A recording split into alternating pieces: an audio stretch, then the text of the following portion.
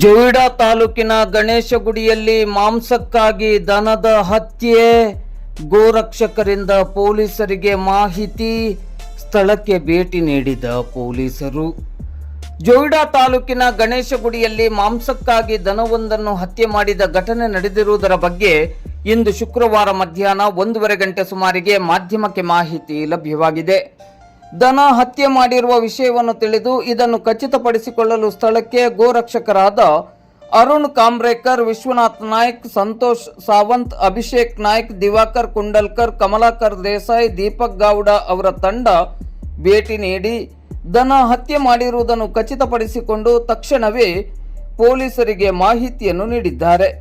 ಗಣೇಶಗುಡಿಯ ಚಾಂದ್ ಕುಟ್ಟಿ ಮತ್ತು ರಫೀಕ್ ಕುಟ್ಟಿ ಅವರ ಮನೆಯ ಆವರಣದಲ್ಲಿ ಈ ಘಟನೆ ನಡೆದಿದ್ದು, ಹತ್ಯೆ ಮಾಡಲಾದ ದನದ ಹತ್ತಿರವೇ ಇನ್ನೊಂದು ದನವನ್ನು ಕಟ್ಟಿಹಾಕಲಾಗಿದ್ದು, ಇದನ್ನು ಕೂಡ ಮಾಂಸಕ್ಕಾಗಿ ಹತ್ಯೆ ಮಾಡುವ ಸಾಧ್ಯತೆ ಇತ್ತು ಎನ್ನಲಾಗಿದೆ.